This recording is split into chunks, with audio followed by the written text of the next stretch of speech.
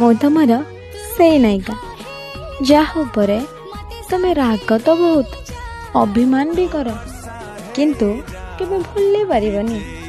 କାରଣ ମୁଁ ତମ ସହ ବିତେଇଥିବା ସେଇ ସମୟ, ସେଇ ମୁହୂର୍ତ୍ତକୁ ତମେ ଚାହିଁଲେ ବି ଭୁଲି ପାରିବନି।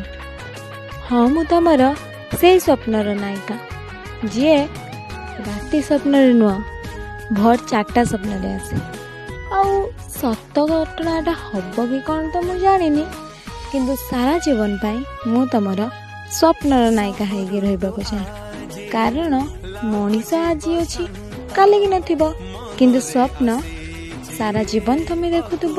ଆଉ ତମ ସ୍ୱପ୍ନରେ ମୁଁ ଡେଲି ଆସୁଥିବି। ପ୍ରତିଦିନ ତମର ସେଇ ସ୍ୱପ୍ନ ଝରକାରେ କବାଟ ବାଡ଼େଇ ପ୍ରତିଦିନ ମୁଁ ତମ ସହ ଦେଖା କରୁଥିବି। ଇତି ମୁଁ ତମର ସେଇ